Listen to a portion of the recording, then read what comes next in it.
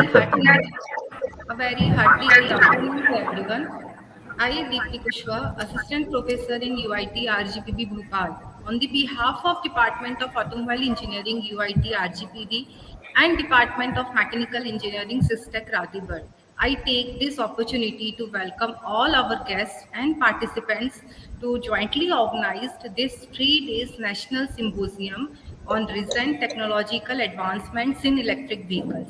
The objective of this national symposium intends to bring together academicians and industry experts from the different parts of the country to exchange knowledge and thoughts focused on latest research and work in the field of electric vehicle technology. Now, moving around, I would like to welcome and also request convener Dr. Alka Bani Agrawal ma'am, Head of Automobile Department, UIT RGPB, to kindly deliver a welcome address. Ma'am. Okay, thank you, Deepti. Let me welcome all you back to the fourth technical session of the 3-day National Symposium. This is the second day. Till now, we have had excellent sessions. Students' feedback has been very good, and students have learned from some of the best from the technical field. And now we are happy to have our fourth technical session speaker, Mr. Anand Kuupuswamy ji. Welcome, Kuupuswamy ji. We are very happy to have you as the speaker for this session. And I would like to state that electrical vehicle are still facing some psychological resistance. They are not very popular. And as Mr. Anand is Zonal Manager dealing with of Royal Enfield, who is dealing with marketing of the EV vehicle, there, we will, I think it will be a great pleasure to learn what are the strategies from EV vehicle company sides to make these EV vehicle more popular and more acceptable to all of us. Let us hear from the speaker so that our students and faculty will be able to have a broader knowledge of the EV market, and we can have a good understanding of the this market when our students will go out and work in EV field. Welcome, sir. Thank you very much, ma'am. Thank you, ma'am. We were also so excited as well to attend this session. I'm sure that this symposium will be profitable and the session will be fruitful for everyone. Now, I would like to introduce our guest speaker for today's session, Mr. Anand Kuupuswamy, Zonal Manager of Royal Enfield, Mumbai. He has more than 17 years of experience in automobile industry, mainly in tractor and two-wheeler. He worked with TVS company as product manager. He also worked with Escort Limited as territory manager and as training manager in Hero Motor Corp. He has very wide experience in manufacturing sector as well as training and content development sector. So without any further delay, to Mr. Anand Kuupuswamy ji to proceed with the session. Over to you, sir. Thank you very much, ma'am. Thank you very much for giving me this opportunity to speak on electric vehicle advancements. And I welcome all students and other faculty. And I would like to discuss about the advancement in two-wheeler EV vehicles. So basically, I'll be discussing mainly on two-wheelers, how this industry is going to work upon till 2030. So here we will discuss about two-wheeler current sales volume, and then EV opportunities and required investment, because without investment nothing is possible. So how government is going to invest and how they are forecasting, that we will discuss. And then we will discuss about market segmentation of electric vehicles. Then we will discuss about states means government is focusing on some states, that also we will discuss. And then infra guidelines, small investors can earn money from electric vehicle advancements. And then lately we will discuss about battery recycling process, which is very important for electric vehicle advancement. So I'll just share my screen.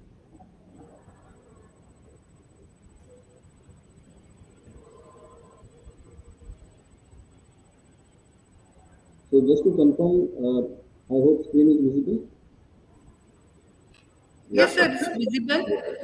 Okay. So Anand, could you come in? Already in Sir, screen. but sorry for interruption. Your voice is not clear. There Sir, is some it's echo, sir. muted sound आ रहा है. No, unmute. I hope voice is clear now.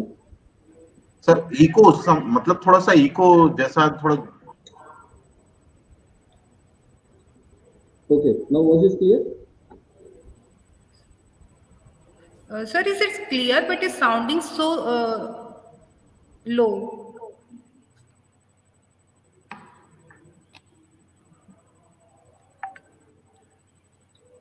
Sir,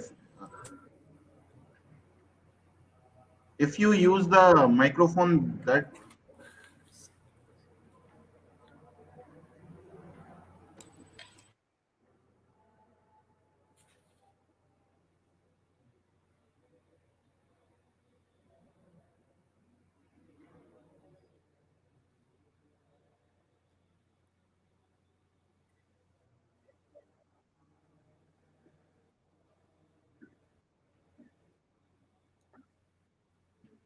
I hope now that sound is Yeah, clear. yeah, it is clear, Yes, sir. sir, all Very clear. right. It is now clear.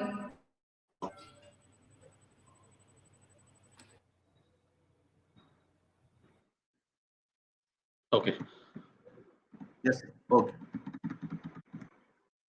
So first we'll discuss about the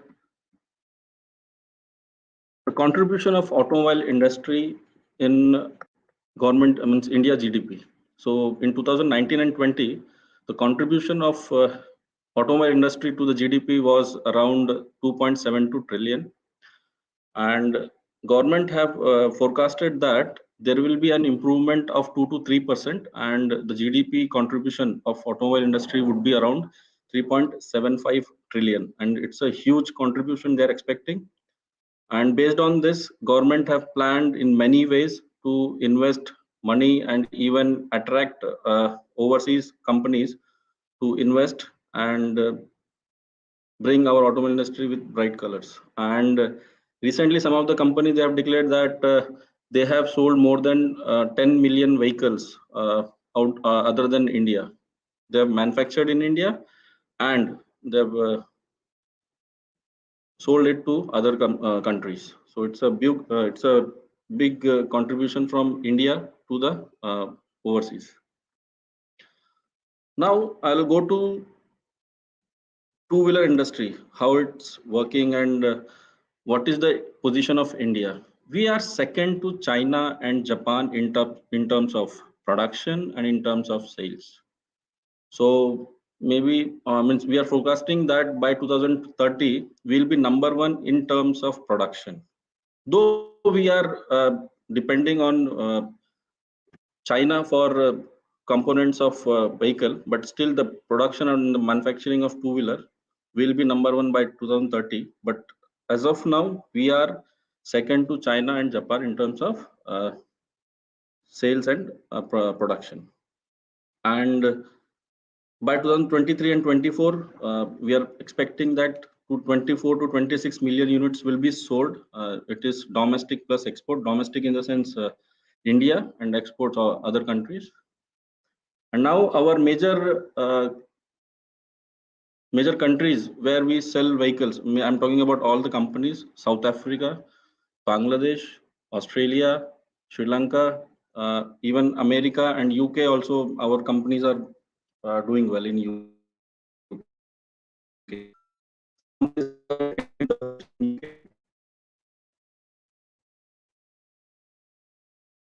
To the numbers, how many vehicle we sell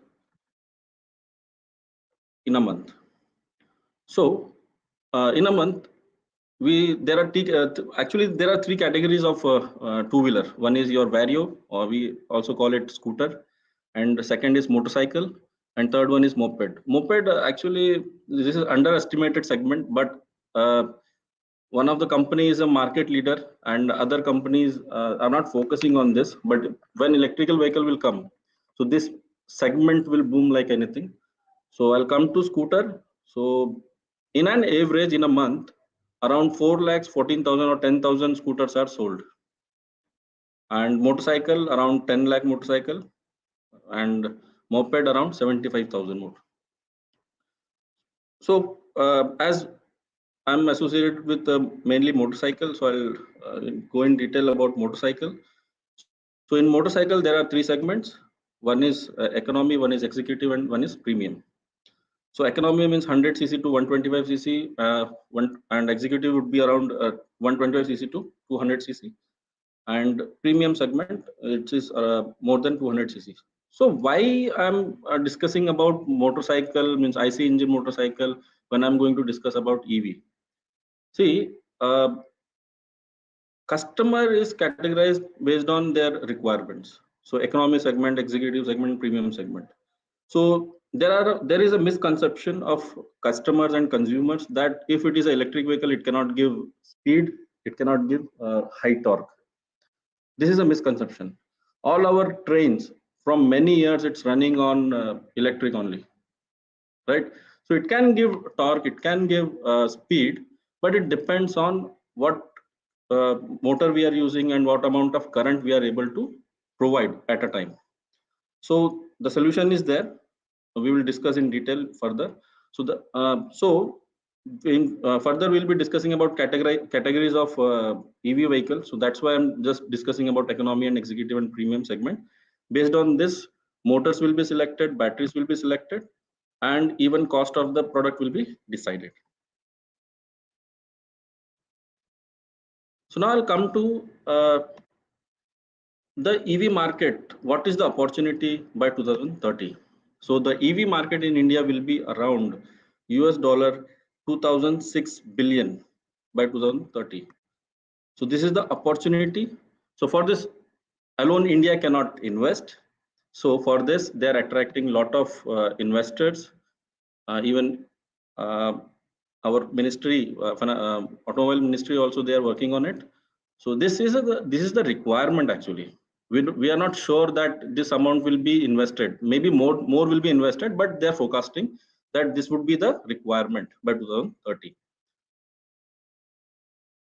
So production and charging infrastructure. So what I'm saying, total amount investment requirement is 206, right?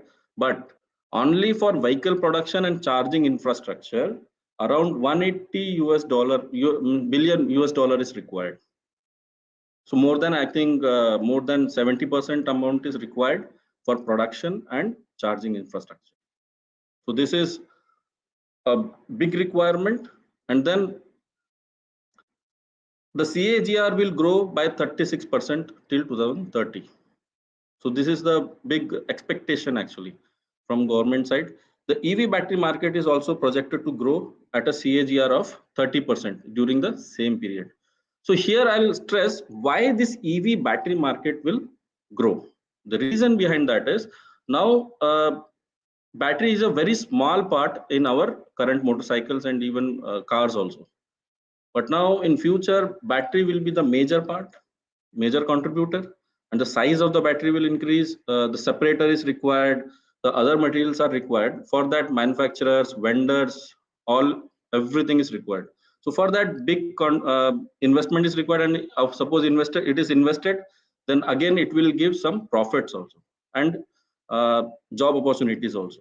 So this is why government is expecting a good growth rate in EV vehicles, and even it will attract a lot of engineers, it will attract a lot of investors, it will attract a lot of small scale, what we can say, entrepreneurs. So there is a huge requirement, as well as the expectation will be high. Now I'll discuss about market segment by technology. Now earlier, when we used to use mobile phones. So Nokia mobile phone जब वो गिर जाता था, so then battery used to get separated, right? But now in all our mobile phones, we cannot remove the battery. So in same way, in future in two-wheeler industry and even commercial vehicle or even cars also, there will be two types. One, removable battery can be removed, and second one, battery cannot be removed. So suppose if my battery is gone, so I have to go to the company, or maybe I have to change the vehicle also. But it will depend on in future, because definitely whenever vehicle is launched, they will think of the service also, service cost. So definitely there will be some improvements in that, and non-removable battery, for that there will be some solution. So definitely it will come. And then second is our market segmentation by battery. So we all know about lead acid batteries. Okay, so it will be there in EV vehicles. And again, there is a huge discussion on lithium ion battery. So of course, based on the battery also, this vehicle will be segmented. And then we'll have market segmentation by vehicles. So scooters, motorcycle. So moped, there is some what we can say, whether it will be there or not, because moped means motor operated pedalable cycle. So in small cycles also, if EV is there, so pedal will not be required. So maybe there is a discussion whether it will be there or not, but maybe it will be there. And then I'll come to market segmentation by voltage. So this is only for two-wheeler I'm discussing, because 72 volt and above 100 means some vehicle will be there about 100 also. But as per government norms and government data or document, they say that there will be three segments: 48 volt, 60 volt, and above 72 volt. And then we'll come to the speed. So high speed and low speed. So what is the definition of high speed and what is the definition of low speed? If the vehicle is limited to 70 km/h, so that vehicle would be called as a low speed vehicle. And if it is going more than 70 km/h, then that vehicle will be called as high speed vehicle. And people are thinking of more than 200 also. So that's a future project, and maybe it will come. But as of now, we have two segments. High speed means more than 70 km/h, and low speed means less than 70 km/h. Now, see, we all know about the major companies in India. So I'll not discuss about them, because everyone is prepared with electric vehicle. They are just holding for government regulations and investment, and even correct time to launch their vehicles.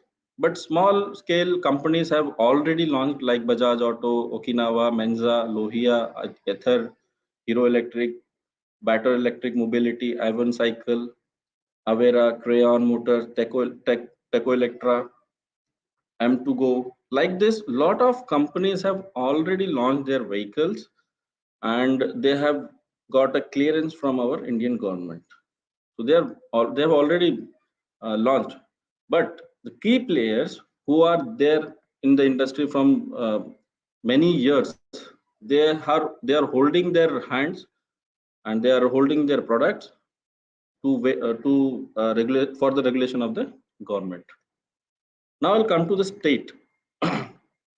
What all states are going to contribute in major way? One is Andhra Pradesh, Bihar, Delhi, Karnataka, Kerala, Maharashtra, Tamil Nadu, Telangana, Uttarakhand, and Uttar Pradesh. So these are the 10 states and union territories where the government have already planned, and they have given the roadmap for 2030, and infrastructure and budget and everything is given. Infrastructure work is being started, and some of the major companies have already started operations in these states. So these states have already got the approval, and they are working on that.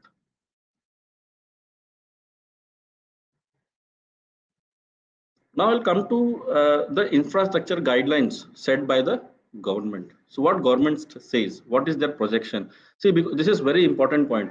As madam said that initially some people are resisting to purchase this electric vehicle. What is the reason?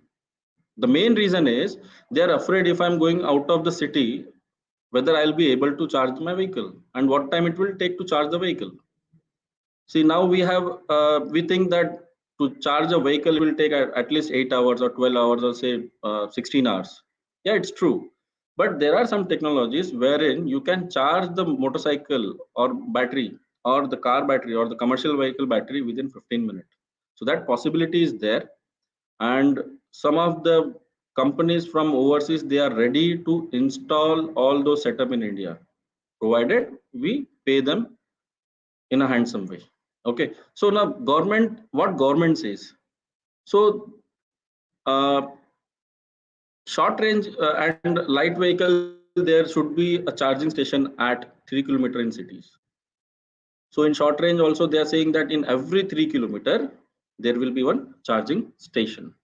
Okay, and for highways every 25 kilometer both side charging station should be there. So this is the criteria from the government. And for the long range and heavy duty vehicles, there should be a charging station at every 100 kilometer both side of the roads, mostly highways. So this is the plan for Indian government. And we had a discussion with RTO also. I had an opportunity to conduct a session for RTO and even attended their session. So all our RTO manpowers are already trained on electric vehicles, what would be the regulations and how they are going to handle the product in future. Means I'm talking in terms of police, RTO. Okay, so every means government is working on all sides, right from manufacturing to charging station and for the regulation and the control side. Means of course when vehicle is going or running on road, there should be some control on the vehicle and even rider also. For that regulations are already decided and all our RTO guys are also already trained.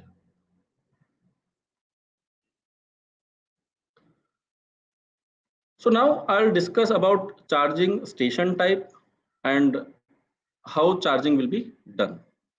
So first is AC charging station. So it is a residential type because we all know that if I have a vehicle and I'm using electricity at home for all equipments, so obviously I will charge the vehicle at home. Why I'll go outside and why I'll pay for charging, right? So at residential level, there will be a charging station and the AC supply voltage and current would be around the single phase 120 to 230 voltage, which is there already at home. And the charging current would be around 12 ampere to 16 ampere. So it would be more also. It will depend on requirement and even regulation will also change. Okay, so at home it will be more than 16 ampere also. So if I increase the amperage, obviously your time will get reduced. Mean in less time you will be able to charge the battery of the vehicle. So and the charger power would be around 1.44 kilowatt to 1.92 kilowatt, and the charging time is 17 hours at home. So maybe in future it will reduce, and we might have seen that when we are go for booking a flat nowadays, they are the marketing guys and even sales guys, they explain that you will get a parking area and parking area would be equipped with charging station. And already it is there in Mumbai, Bangalore, Chennai, and even Delhi. I have seen in many places that they are offering a flat or house with charging station with parking area. And then I'll come to AC charging station. So this is a level 2 commercial split phase 208 to 240 volt, and the current range is around 15 ampere to 80 amperes. मतलब 15 से आपका 80 ampere रहेगा. And the charger power rating is 3.1 kilowatt to 19.2 kilowatt, and the charging duration is around 8 hours. So this is for small scale charging stations wherein the customer can go and park their vehicle. Say suppose they are working guys, so they'll go and they'll park their vehicle to charging station, they'll go to office. So this would be cheaper actually, because say if I want to charge a vehicle in 2 hours or 3 hours or 4 hours, so the charge of the amount, the cost of the charging would be at higher side, because equipment would be different, and even the manpower requirement would be different. So obviously the cost will be at higher side.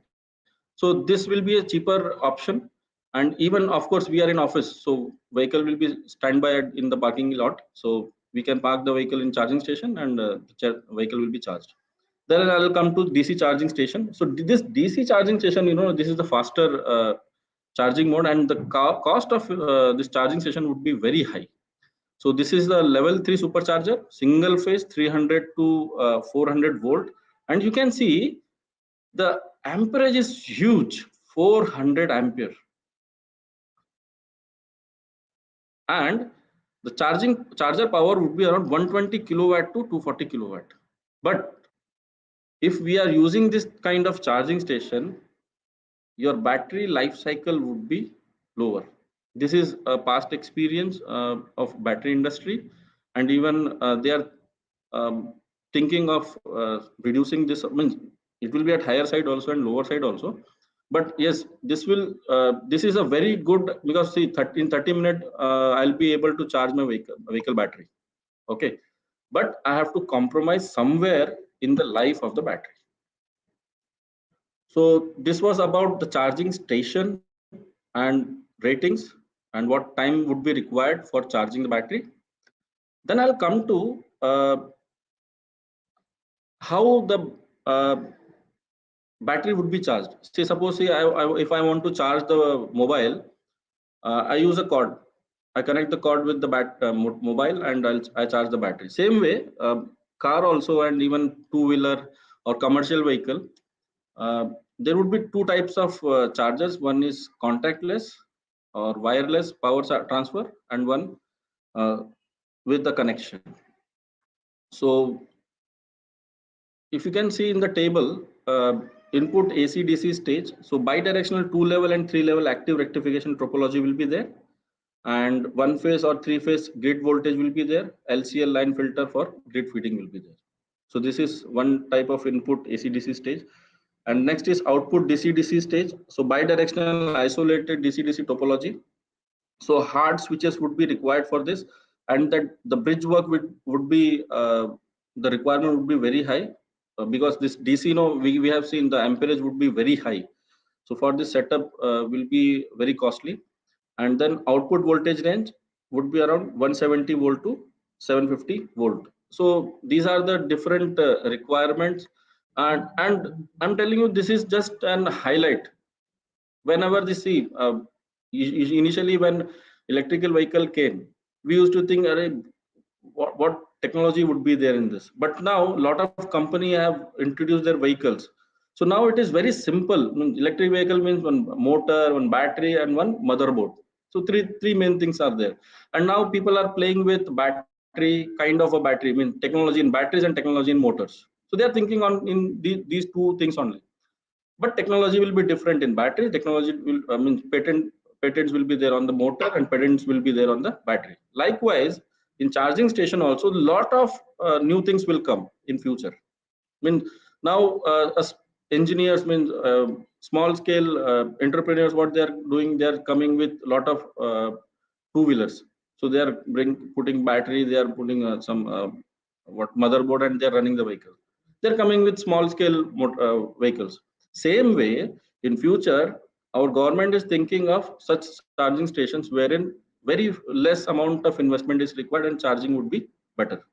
So there will be a huge change in charging stations also, but as of now, this is the update. Now I'll come to investment. Say, suppose if I'm a small scale investor, I'm an engineer or maybe MBA, and I have some money, so 10 lakhs or 15 lakhs I want to spend, and I want to earn from that. So what is the what we can say future of that? So new electricity connection, 250 kilo kVA.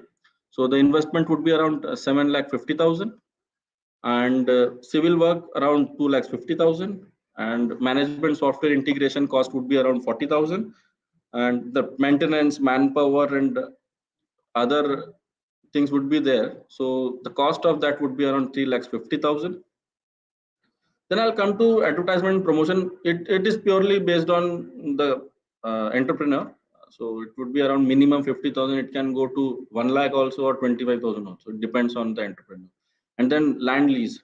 So based on that requirement of minimum area, the yearly, whether it is of the owner owned space or maybe rented also. So in both cases, cost is involved in the land.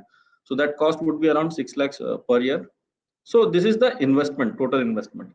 But now, if we discuss about the return, whatever amount we have say invested, so there should be some return, right? So for 360 days and fixed margin of rupees 10 per consumption. So for 200 kWh per day for the first year would be around 7,20,000. Okay, and for the second year it would be around 10,80,000. Third year it would be around 18 lakhs, right? And then 27 and then 28. So likewise, the total revenue for 5 years it would be around 91 lakhs 80,000. And the software management fee of 5% of margin it would be around 4 lakhs 59,000. Okay, so around 5 lakhs. So revenue per 5 years comes around 87 lakh 21,000. So if I'm investing some amount in 10 years, I'm going to earn around 87 lakhs. So this calculation is given by our Indian government, and they have a really good plan. Because see, like petrol pumps and all, see, initially government had invested, and now they have given small petrol pumps to other investors. Likewise, in starting stage itself, government is planning to give charging station to the local entrepreneurs, and they will manage everything, and they can earn in a big way. And see, it is not here we are thinking only of investment, only about entrepreneur, but you can see we are talking about EVSE management software. For this, some manpower is required, engineers are required, technicians and maintenance and advertising agencies are required, right? And even land lease. So everyone is going to earn in this project, right? So there is a big expectation, and maybe it will be successful.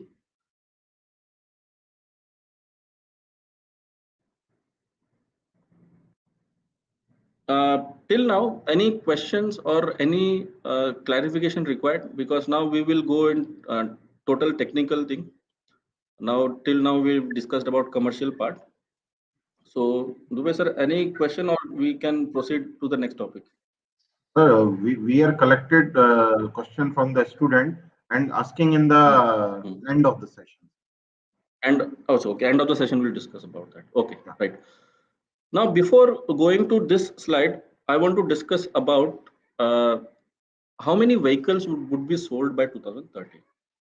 Okay, now we can see 140 million electric vehicle would be sold by 2030. This is the expectation. Okay, now if we are selling these many motorcycles or scooters or maybe commercial vehicle or heavy commercial vehicle, okay, for that batteries will be used. So 11 million metric ton lithium ion batteries expected to reach the end of their service lives between now and 2030. So this is a big I can say deposits will be there after 2030. 11 million metric tons.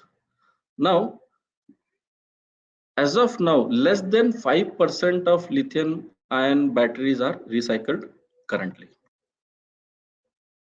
So what I'm trying to say is, say in all our vehicles, whether it is maintenance-free batteries or lead acid battery, it is recycled 100%, nearly 100%. Okay, but lithium ion battery, only 5% or less than 5% is recycled. So rest amount means a 95% of the battery is getting wasted.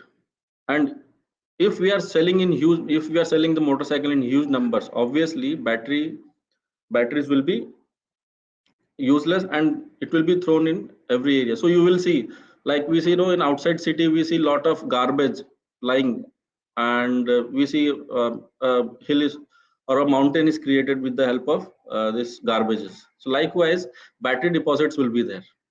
So government have clearly given guidelines to the manufacturer that if you are manufacturing a motorcycle or a product, you should have a recycle plant also.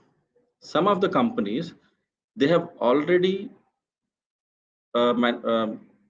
erected a plant wherein they are able to recycle the battery. Now, I'll come to the point. What is recycling? Means what all things are recycled. So in a lithium ion battery, one is anode. So 22% graphite is used as a anode. And as a cathode material, 31% lithium cobalt oxide, lithium nickel, cobalt aluminum oxide is used.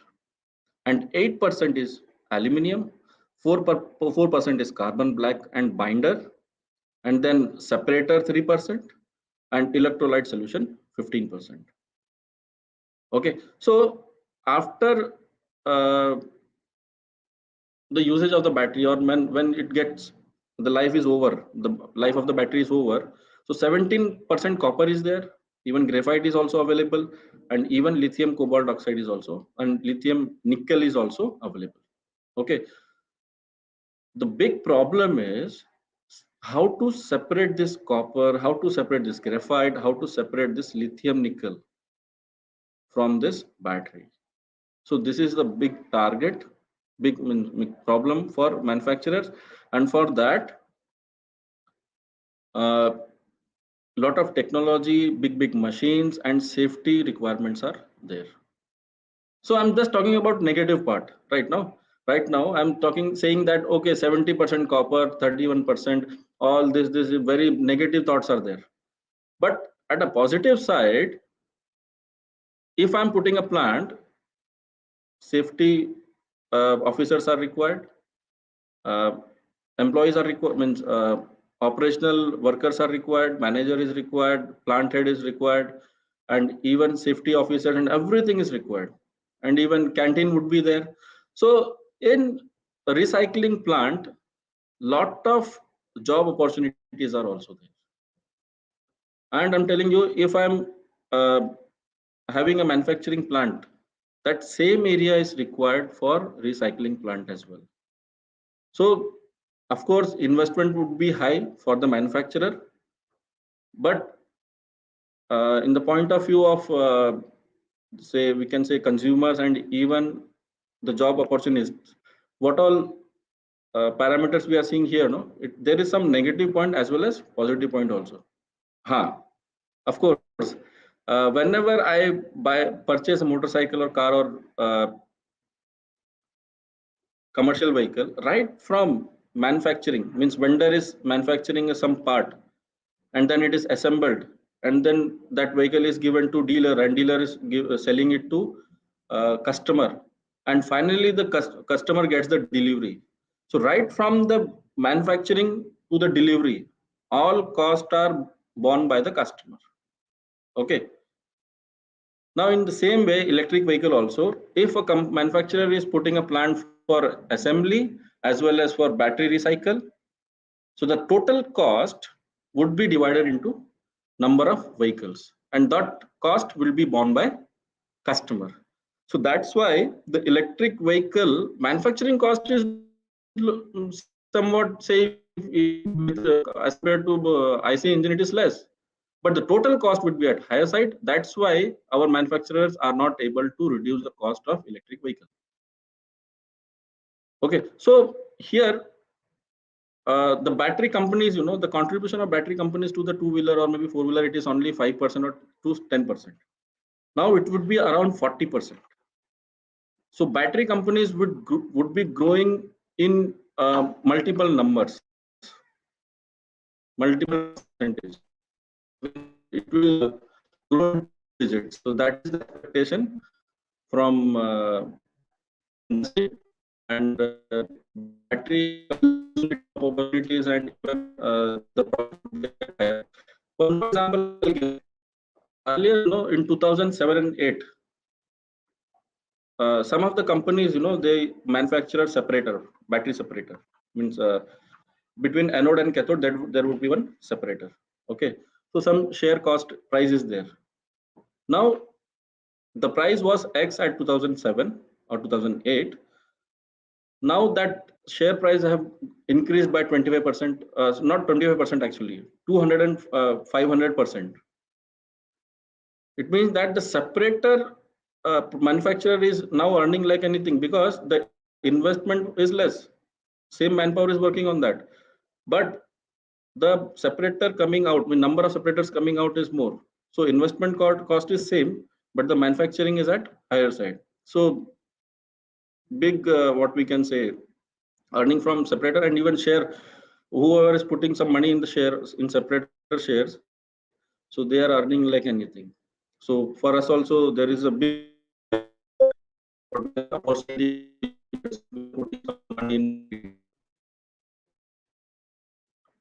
Now I'll come to cobalt and nickel. So generally the cost of cobalt and nickel is $7,500 per metric ton. For so this price is, I'm talking about cobalt, and for nickel it was around $1,200 and $600 for 1 metric ton. Okay, but because of this battery and EV vehicles, the cost exceeded to $90,000 per metric ton. So as I discussed now, because see, the cobalt and nickel is used for battery, lithium and battery, the cost will be at very higher side. That's why all countries are fighting for the ores and even mines. They're running behind all on other countries to buy these mines, because this cobalt and nickel cost will go at, the rate is increasing in a very speedily, and it may go to $120,000 also per metric ton. So there are chances. So now I have come to the end of the slide. Obviously, whenever I discuss about buying, whenever I think of purchasing a bike or motorcycle or car, so a lot of finance schemes are available based on the requirement of the consumer. Okay, so if a consumer wants to buy a product without zero down payment, it is ready. Earlier, they had to pay around 50% or 60% of the amount. Now I'll come to EV vehicle. All government have already given guidelines to RBI that for electric vehicle, based on the customer, this should be the scheme. Already it is discussed with the RBI. The guidelines are given by government. One thing. Second thing, if someone buys a two-wheeler or commercial vehicle also, not commercial vehicle, passenger vehicle, they get subsidy from the government. So there, but this is a limit for a time. Government is giving subsidy. This EV vehicle say that limited. So that benefit, please go for buying electric vehicle, and you will get a good benefit out of that. Thank you very much. So now, if any questions, we can go ahead for that. Thank you, sir. Sir, following questions are compiled from our students as well as participants. My first question is, sir, is this electric vehicle is only solution for our mobility in the future?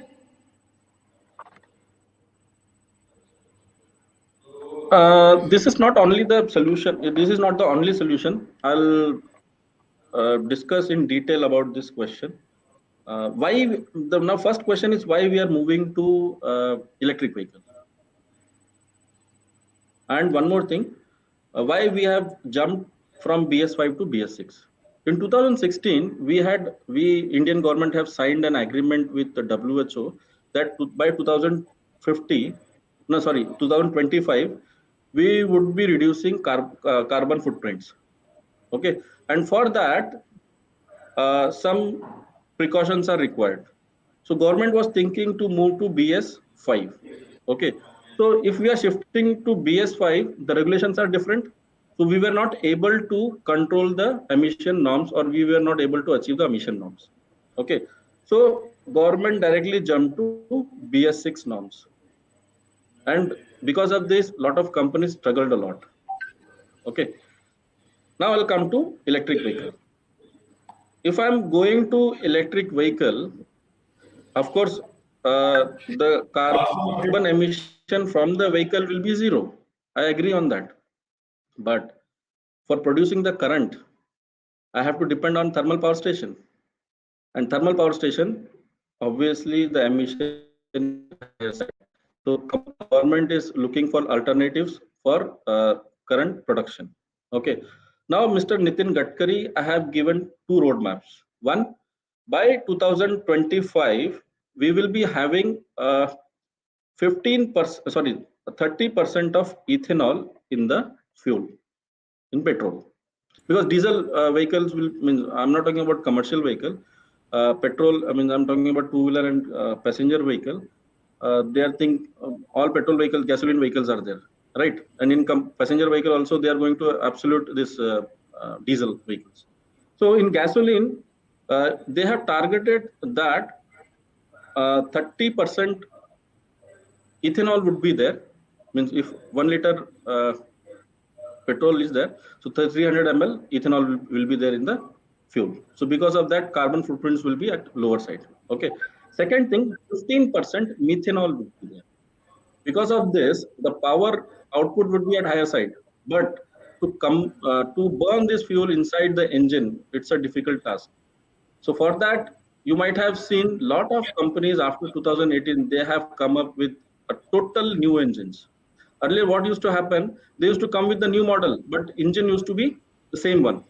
But now all of the companies, they are coming with the new engines, total new design, because these engines are compatible with E10, E15 and E30 and M15 vehicles. E means ethanol and M means methanol.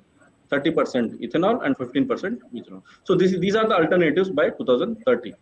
So government is thinking in three ways: EV vehicles, ethanol gasoline operated vehicles, and methanol gasoline operated vehicles. So these are the options for 2030. Thank you, sir. This we are doing why? Because we have signed an agreement with the climate agreement with WHO. Okay.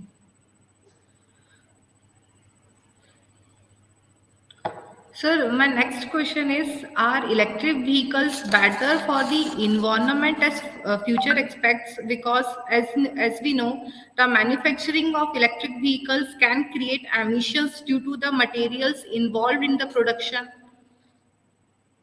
Yeah, true, ma'am. As I discussed in my presentation, that cobalt, nickel, this separation is a very difficult task, and for that separate plant is required. And because of that, all companies are, there is some guidelines from the government to companies that you should have a separate what we can say recycling plant. And even I have not discussed this in my slides, that if we have a charging station, there should be a place where we can store the old batteries. So this is a clear instruction from the government. Okay. Yes, of course, there will be an effect on environment, and because of that, there is a clear guideline that if you are manufacturing electric vehicle, you should have a separate what we can say recycle plant for batteries. Yes, ma'am. Thank you, sir. Sir, one more question is, what is the best way to forecast market size for the electric vehicles? Ma'am, can you please come again? What is the best way to forecast market size for the electric vehicles? best way. See, lot of what we can say big shots, IM people, even the company with which I'm associated in other companies, they have already forecasted and they are ready with the product. They are just waiting for the market to boom and they are waiting for uh, the government guidelines. So forecasting is already done. I'm a very small person to speak about forecasting because I am very weak on the calculation of forecasting. But it is already done by the manufacturers, and they have already means because you can see in I worked with in my previous companies. I was working on electric vehicle in 2009. I cannot discuss about those technologies because it is patented, and if I speak openly, I don't know what will happen. Okay, so technologies are there, patents are there, and people are ready from 2010. They are waiting for the market to boom. Because if I'm in one company, I'll not give a name. I'll not speak about the company name. The company had launched a beautiful engine with 3 valves and EFI system. The customer was not ready, local mechanics were not able to work on that vehicle, and even dealership technicians were not able to work on the vehicle, and vehicle got failed, and because of that the brand image of the company got spoiled. So because of there are a lot of reasons uh, companies are not coming launching their products. They're waiting for the market to boom. They're ready for the consumer to get prepared. My consumer is not ready to run the vehicle. I have seen my neighbor, they have purchased the vehicle. They run the way that car I'm telling, they run the vehicle within the city. They have a fear of taking the vehicle outside of the city because of the charging station, right? Yes, sir. So forecasting is already done. How many vehicles we will be able to sell, everything is there, but no one is ready to take the risk.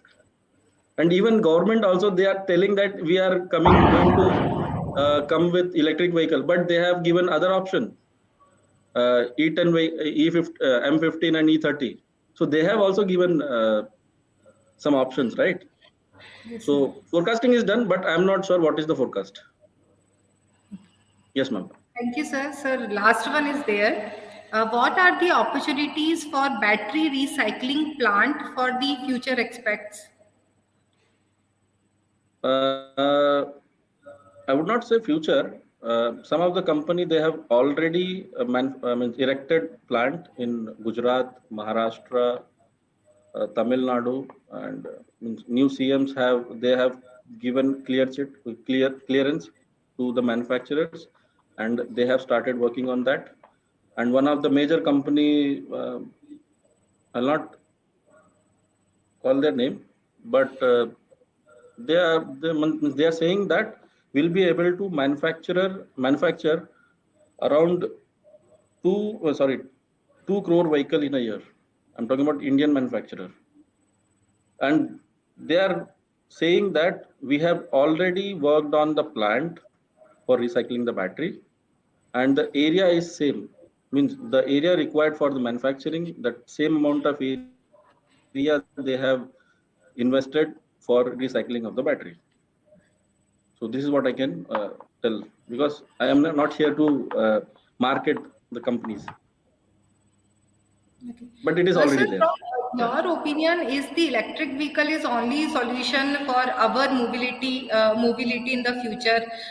Right now, like electric vehicles have not that much charging stations infrastructure, and we are adopting in future electric vehicles. So only is the solution for our mobility from your point of view? No, this is not the only solution, because we have got a great clean check from government that till 2030 you can run gasoline vehicles also, and I think till 2030 my age would be around 50 to 55, sorry 50. So I'm happy that I'll be able to run petrol and diesel engines, After that, but sir, after what that will happen? I'm not sure. Okay, okay. I think the existence of Indian vehicle is something wrong. I think in the future, the IC engine vehicles is running or not, there is some confusion. or question No, mark? sir. Yeah. So, being in industry, I say that. So, okay, I have answer for this. Okay. Now in India, only BS6 vehicles are sold, right? But what about South Africa? Still, they are selling BS3 vehicles, and our Indian manufacturers are selling the vehicle there. And electric vehicle, I think they will come. They will take around means by 2035 or say 40, they will go for electric vehicle because they don't have setup, right? Why India? See, the main thing business also. So if we are coming with new concept, lot of investment will be there and lot of profits will be there. So whole world, everyone is looking at India, how we can do a business in India and how we can grow. So that's why, and electric vehicle is going to what we can say good business to investors. So that's why they are focusing on India. Otherwise, in South Africa, Latin America, Bangladesh, still they are running on BS3 vehicles. So, sir, it will be there, IC engine. It means Indian manufacturer companies having an option to sell their vehicles in the outside of India. Yeah. So, in BS4 to BS6 transition, and even BS3 to BS4, some of the vehicle they had not, some of the companies they had not reduced their prices. Only scooter prices were reduced, but motorcycle price means 100 to 150 cc, they had not reduced their prices. They were able to sell it to other countries. I having some questions from the student side. Huh. So my the first question is, how long is the life of two-wheeler battery in terms of kilometer? In terms of kilometer, it totally depends on charging cycle. Okay, so in kilometer, I would say as a manufacturer, or say we can say I'm from service side. So we have seen that the maximum life of the battery is around, means I'm talking about customers, what they say, 8 years to 9 years. But some customers they say within 2 years my battery goes off. So it totally depends on the vehicle, if there is a leak current and what is the run. So it all depends on the customer only, how they are maintaining the vehicle. If there is a current leakage in the vehicle, it will run only for 1 week. And if they are maintaining it properly, it goes till 8 years also. Okay. My second question is, the recycling plant of batteries generated any environmental hazards? No, as of now, there is no report because it is in initial stage. So for full-fledged, see, they have erected it, but they are not using it full-fledgedly. So there is no reports as of now. Okay. Sir, next question is, what is the solution of power compensation of two-wheeler electric two-wheelers?